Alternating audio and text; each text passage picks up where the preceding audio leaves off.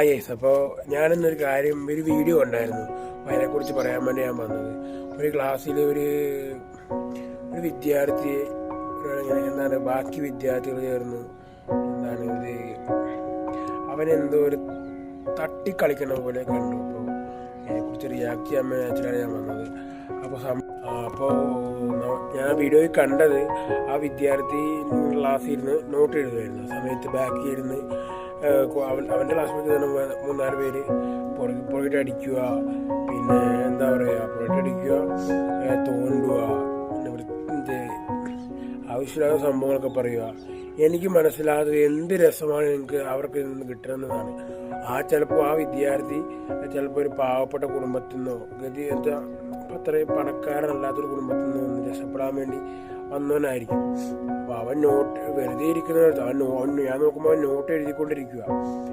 ഇവര് ഇങ്ങനെ നിരന്തരമായിട്ട്, അപ്പോൾ ഇവർ എഴുതുന്നില്ല, എഴുതാണ്ടിരിക്കുന്നു, അവരുടെ ഇഷ്ടം. ഓക്കെ, എഴുതുന്ന ആളെ എന്തിനാണ് ശല്യപ്പെടുത്തുന്നത് എനിക്ക് മനസ്സിലായില്ല. എന്ത് സുഖമാണ് ഇതിനകത്ത് കിട്ടുന്നതെന്ന് എനിക്ക് മനസ്സിലായി. ഞാനും കുറെ സ്കൂളിൽ പഠിച്ചിറങ്ങിയ ഒരാളാണ്.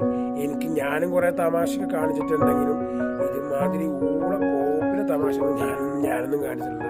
ഞാനൊക്കെ ഇതിൻ്റെ അപ്പുറം തമാശ കാണിച്ചതാണ്. ഇതിൻ്റെ അപ്പുറം ശരിക്കും തമാശ കാണിച്ചിട്ട് സ്കൂളിലൊക്കെ കാണിച്ച് സാറും ടീച്ചർമാരുടെ ഒക്കെ ചീത്ത കേട്ടിട്ടുള്ള ഒരുത്തനാണ്. പക്ഷെ ഇതുമാതിരി തോന്നിയ ഒരുത്തിന് എഴുതുമ്പോഴോ അല്ലെങ്കിൽ നമ്മളെന്തെങ്കിലും പഠിക്കുമ്പോൾ അങ്ങനെ സംഭവ സമയത്തൊക്കെ ഇങ്ങനെ കാണിക്കുന്നവന്മാരോടൊക്കെ പറയാനുള്ളത്. അപ്പോൾ ഇങ്ങനെ ചെയ്യുന്നവർക്ക് പഠിക്കാൻ താല്പര്യം ഉണ്ടാവില്ലായിരിക്കും. ചിലപ്പോൾ അവർക്ക് വീട്ടിൽ വലിയ സൗകര്യം, കൂടുതൽ പൈസയൊക്കെ ഉള്ളവരായിരിക്കും.